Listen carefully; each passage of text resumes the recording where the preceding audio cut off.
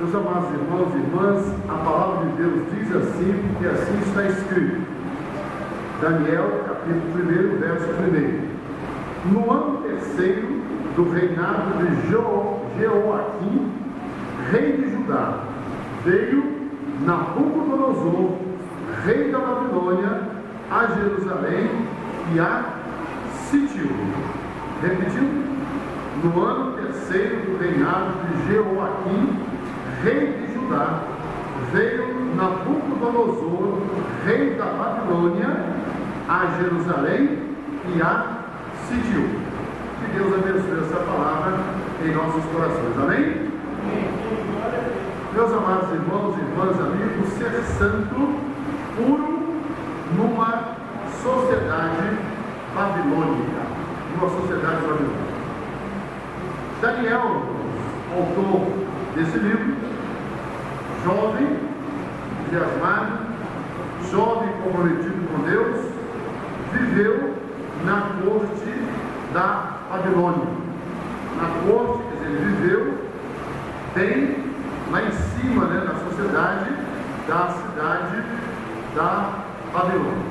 A Bíblia Sagrada, ela menciona várias vezes o nome de Babilônia, da cidade da Babilônia. A antiga cidade da Babilônia, ela começou imediatamente após o dilúvio. Após o dilúvio, ela começou. E a cidade de Babilônia, ela simboliza a expressão da rebelião direta do homem contra Deus e contra a ordem de Deus. Então essa Babilônia, ela é uma rebelião contra Deus e contra a ordem de Deus. Lá em Gênesis, no capítulo 9, no verso 1, Deus diz assim: abençoou Deus a Noé e a seus filhos e lhes disse: sede fecundos, multiplicai-vos e enchei a terra. Essa foi a ordem que Deus deu a Noé. Você vai agora ser fecundo, você vai povoar essa terra.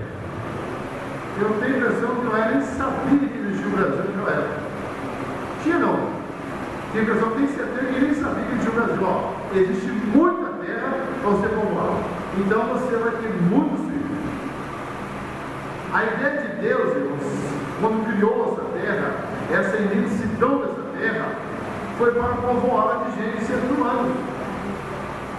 Então essa foi a ordem que Deus deu realmente a Noé. Então, irmãos, vejam vocês que o reinado humano começa na Babilônia, com uma rebelião clara e evidente contra Deus. Contra a Deus. O Senhor Deus, ele interveio e espalhou a humanidade rebelde, confundindo seus idiomas.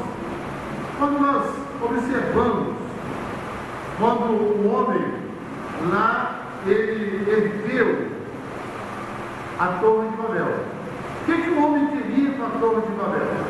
Ficar ali escondidinho naquele local, e ele queria um contato direto com Deus, com o céu. Ele queria subir até o céu. Mas Deus não quer isso. Deus quer que o homem se espalhe em toda a face da terra.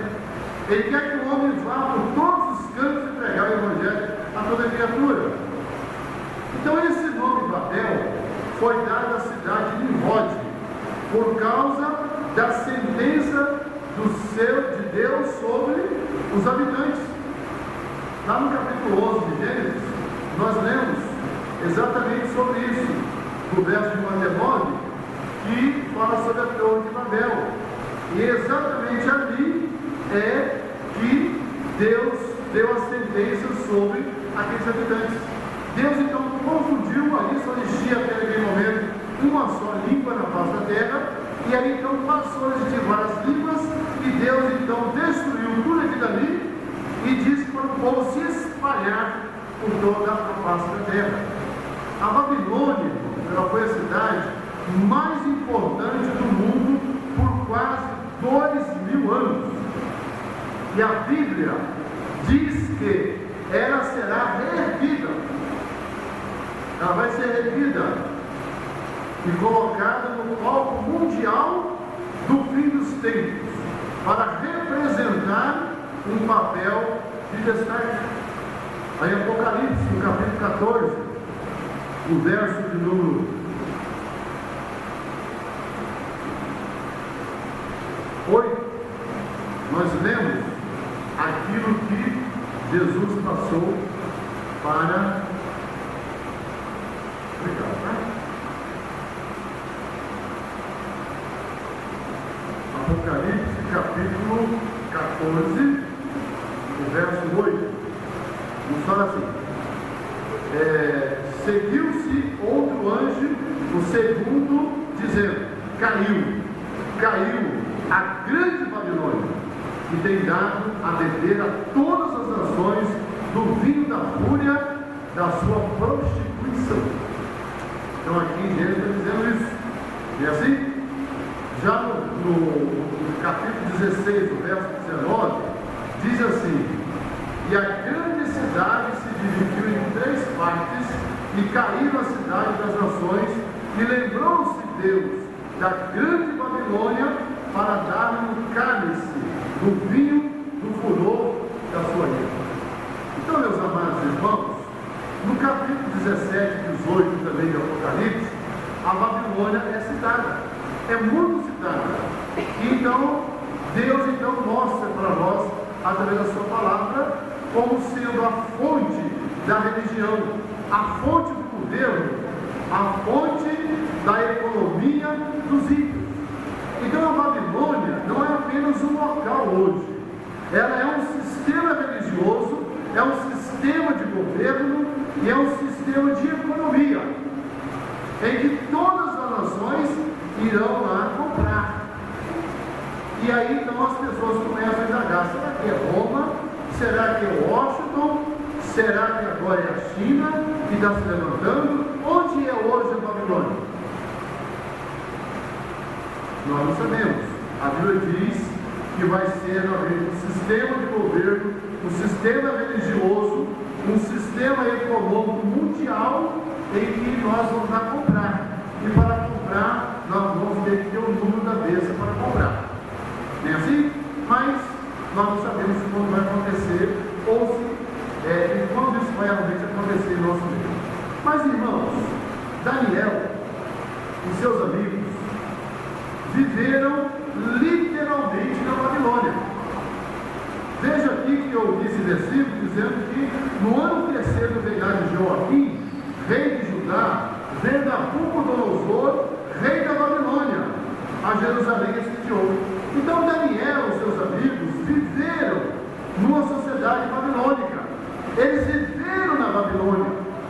Eles viveram ali, naquela cidade, naquele ambiente babilônico. E o grande desafio hoje para nós os cristãos de hoje, o grande desafio de cada um de nós hoje é viver uma vida santa, irrepreensível, em um ambiente babilônico dos nossos dias. Hoje o mundo, irmãos, está passando por esse momento babilônico. O nosso país hoje está passando por esse momento. Essa crise que nós estamos aqui vivendo, o Brasil está vivendo. Falta de emprego. Os economistas estão assim, preocupados. No ano passado eu ouvi entrevista de um ex-ministro da área econômica, e ele disse naquela entrevista que ele jamais poderia imaginar que ele voltaria a viver uma hiperinflação. E ela vai voltar. Aquela hiperinflação de 80%, 90% ao mês, ela vai voltar. Não é assim? Por falta de administração dos nossos governantes. Então esses economistas estão estupefatos, estão preocupados com tudo isso. Então nós, meus irmãos, os cristãos, vamos viver Nós, os cristãos, viveremos nesse ambiente. Estamos vivendo nesse ambiente. Já passamos por momentos difíceis na nossa sociedade. Eu me lembro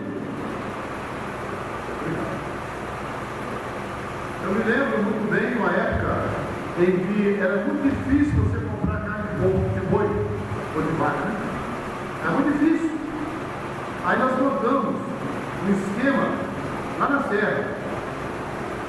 E assim o doutor aqui, pai, tem que matar um boi, partir um quarto, você vai comprar um boi e cortar um freezer.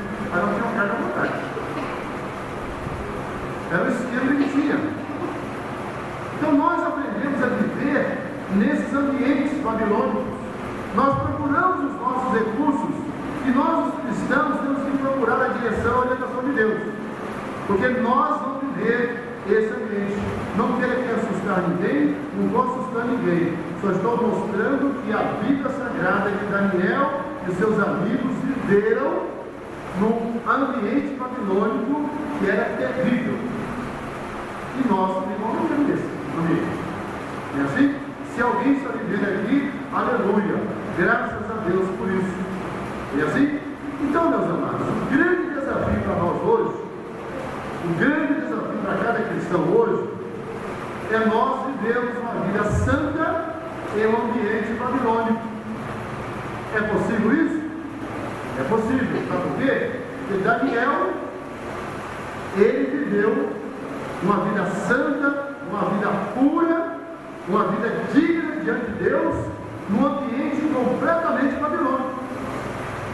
Ele viveu e ele foi vitorioso. Aqui no verso 6 diz assim, quer ver? Entre eles se achavam dos filhos de Judá, Daniel, Ananias, Misael e Azarias. 4 jovens viveram aquele ambiente. Aqui, irmãos, extraímos alguns princípios importantes para nos mantermos puros e santos no meio do ambiente babilônico. Em primeiro lugar, ser puro, santo, numa sociedade babilônica, é preciso tomar uma atitude radical. Nesse sentido, aqui no verso 8 diz: resolveu Daniel firmemente não contaminar-se com as finas iguarias do rei, nem com o vinho que ele bebia. Então pediu ao chefe dos eunucos que lhe permitisse não contaminar. Então olha o que Daniel fez. Ele tomou a decisão. Meus irmãos, a nossa vida diária é tomada por decisões. A nossa vida é feita de decisões. Decidimos, irmãos, a cada momento. Decidimos tudo na vida. A cada momento decidimos. Conta-se que lá nos Estados Unidos tem uma estrada muito grande. E num determinado ponto daquela estrada, tem uma placa dizendo o seguinte: tome uma decisão certa. Tome uma decisão certa. A placa está dizendo, né? Tome uma decisão certa. Porque nos próximos 200 quilômetros você não encontrará nenhum posto de gasolina e nenhum restaurante.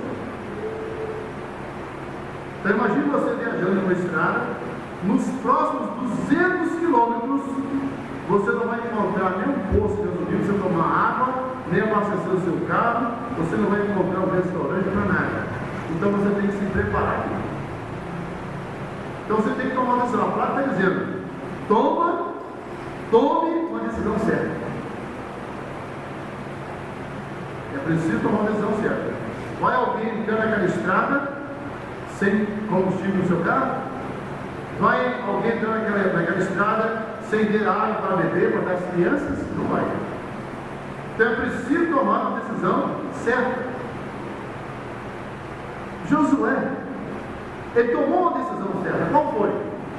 Ele disse que eu e minha casa, uma decisão certa? Ou não foi? Ele disse que eu e minha casa serviremos ao Senhor. Você, meu irmão, minha irmã, está servindo ao Senhor, tomando a decisão certa de servir ao Senhor? Daniel tomou uma decisão. Daniel tomou uma decisão de servir ao Senhor. Meu amigo, meu irmão, minha irmã, tome a decisão em favor de sua vida agora. Tem muita gente que não está preocupada com a sua vida. Tem muita gente que está ouvindo o Evangelho e não está tomando a decisão certa. Está deixando para amanhã. Está deixando para o domingo que vem. Está deixando para o ano que vem. E esse domingo que vem não vai chegar mais. A morte é súbita. Essa semana eu estava olhando na internet um almoço lá em Minas Gerais, na cidade de Minas. Deu um AVC em casa, morreu. Foi levado lá, o médico que consultou, morreu. Colocar dentro do caixão. Dentro do caixão. De repente, todos nós chorando, não sei o quê, a mulher levanta do caixão, levantou a cabeça, olhou tudo aquele ambiente, caiu e morreu.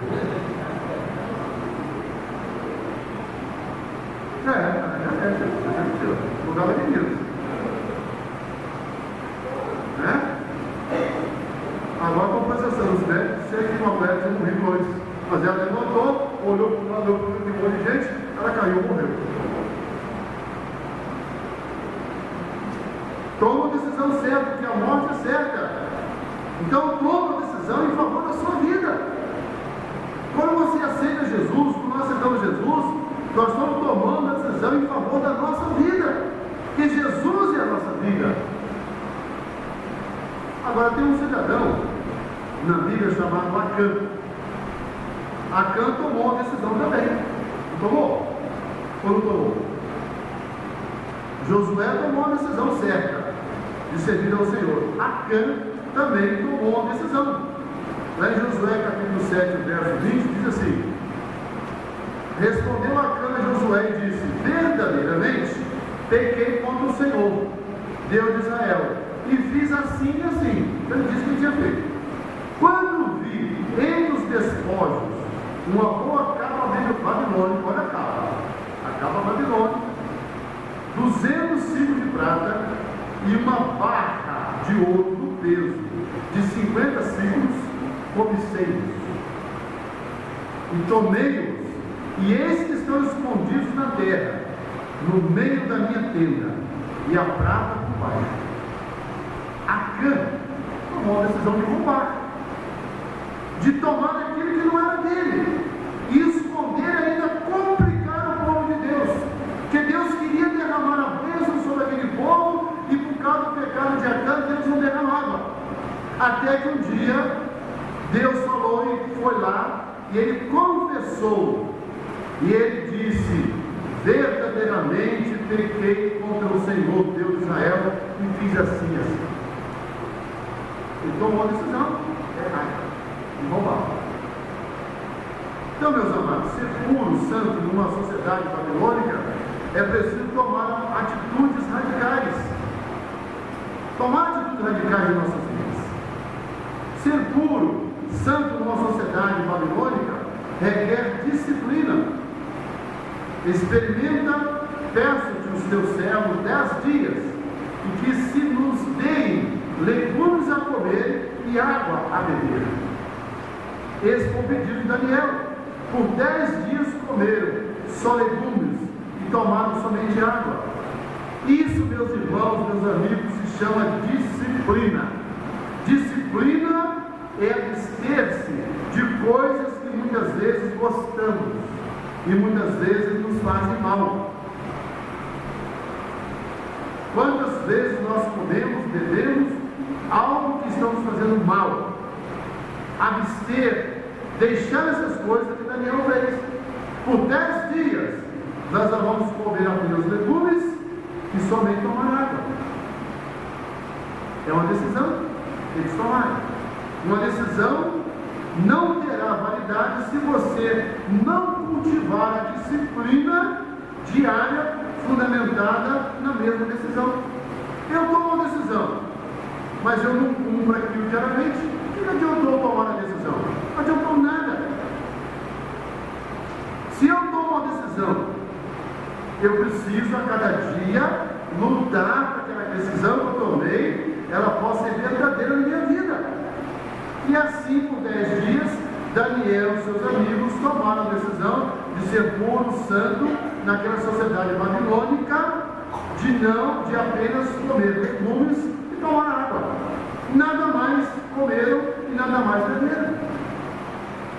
Ser puro, ser santo, ser puro, numa sociedade babilônica, face bem ao corpo, às emoções e à alma. Aqui,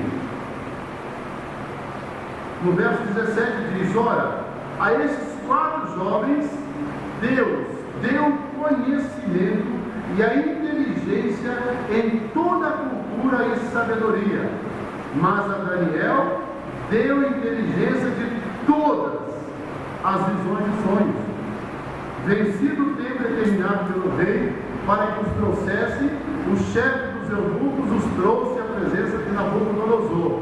Então o rei falou com eles, e entre todos não foram achados outros como Daniel, Ananias, Misael e Azarias. Por isso passaram a assistir diante do rei. Olha bem, meus irmãos, a consequência de uma boa decisão. Olha onde que esses jovens agora foram trabalhar, mais próximo ainda ao rei, para orar, para influenciar. E Deus deu ainda a Daniel a visão dos sonhos, para que ele pudesse dizer para aquelas pessoas qual era a interpretação daqueles sonhos. Porque se ele esteve, ele tem uma disciplina, ele decidiu viver santo, ter uma vida pura e santa naquela sociedade. Ele não se deixou contagiar por aquela sociedade. A decisão tomada, a disciplina aplicada por 10 dias fizeram bem a Daniel e aos seus amigos.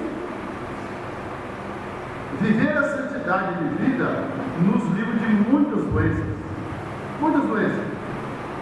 Quando eu vivo uma vida santa, que agrade a Deus, as nossas doenças são muito menores. Não nos causam tanto mal. Quando olhamos para trás e percebemos que mantivemos a disciplina em relação a uma decisão e vemos os benefícios, e aí, meus irmãos, a nossa autoestima, ela se fortalece. A gente não fica tão frustrado com tanta decepção que acontece quando nós não tomamos essas decisões. Manter-se santo fará bem a nossa relação com Deus. Então, meus amados, que nessa noite você possa tomar a decisão, ser santo, ser puro, numa sociedade babilônica. Nós estamos vivendo, irmãos, um ambiente completamente babilônico. Nós estamos vivendo aí esse ambiente cada vez mais perverso. Não é assim? O nosso Brasil está vivendo cada vez pior, nesse ambiente cada vez pior. Mas nós, os crentes, nós, os cristãos, nós vamos viver bem no meio dessa sociedade babilônica, desse ambiente nocivo. Nós vamos ser o sal, nós vamos ser a luz, nós vamos ser aqueles que vão viver na presença de Deus e Cristo. Nós seremos perseguidos, mas não seremos derrotados. As pessoas falarão contra nós, mas não terão provas contra nós, porque o nosso Deus é Ele que nos defende, é Ele que está conosco.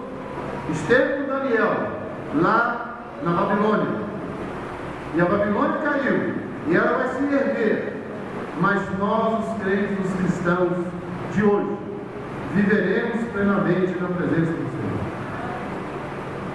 Então, meus amados, o desafio hoje é esse: é ser santo, é ser puro numa sociedade babilônica. Aqui nesse bairro de Barcelona, aqui nesse município de Sé, um princípio muito violento, que mata muitas pessoas. Vamos viver essa vida santa na presença de Deus. Vamos cantar um hino da nossa profissão que diz: Tempo de ser santo. 176.